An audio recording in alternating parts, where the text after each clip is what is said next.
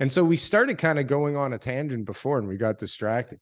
But like, well, people are getting what they wanted. Like everybody's wanted prices to come down, but like, it's less affordable now than it was even 2, 3, 4 years ago, isn't it?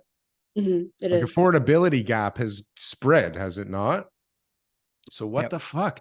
Like, are people okay renting now? I mean, I know the conversation in my house with my kids is like you better be okay with renting, right? You have to be okay with renting, or dad has to buy you a condo now, but like you should learn how to fish on your own. Yeah. Right.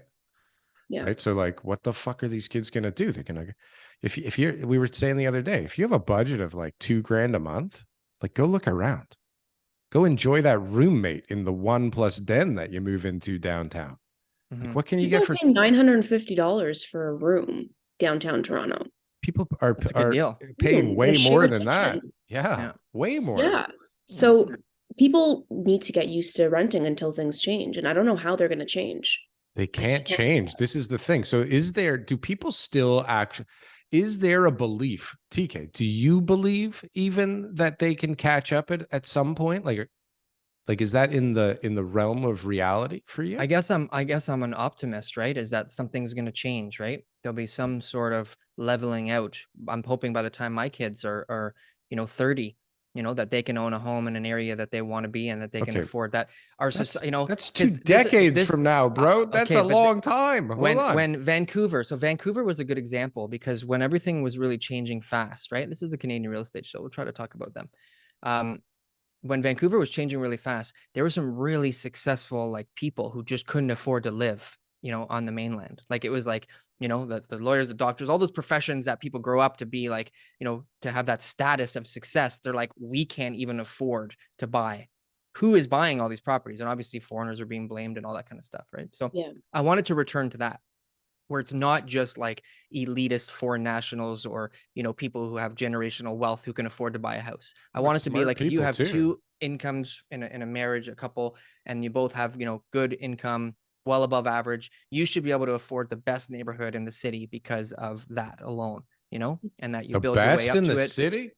Well, you know what? Yeah. Like something central, something that makes sense. That's how it was. But then everybody's going to, like, what are we going to build? One building and everybody will live in it? That's not even realistic. What I'm saying is that if you make the money and you've got the wealth to be able to live in a certain area, that should be an option for you. So, but just by having a job, by 2 people in the family having a job, you get to live in the best part of town. Over time, you buy your condo, you pay it down faster because your income improves. You build up equity. You move on to the townhouse, then you move up to the house. By the time you're 40, you're living in the right house because you've had, a solid income. It's become way harder than that, though. Way harder than that. And also lawyers and doctors.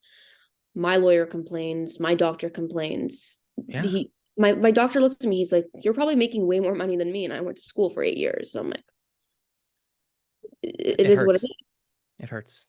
It does hurt. They don't like the sound of that. But at the end of the day, I'm hoping that my son Darryl, to answer your question, my sons will be able to buy houses in the city and live where they want to do, based on their income. A lot of people suffering on the way to your sons in 20 years from now buying something, TK. 15 years from now, maybe they're going to think about buying something, right? I'm okay with prices going down for 20 years.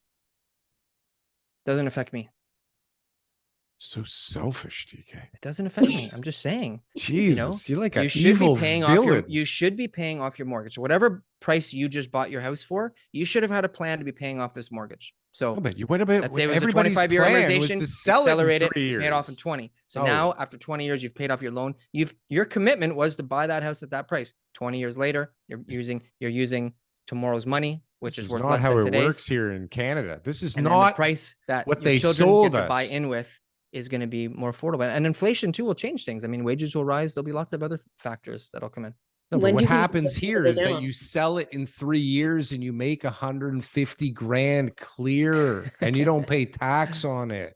And then you buy another one and it happens again. And you just keep doing that. This and you never lose, right? Real estate.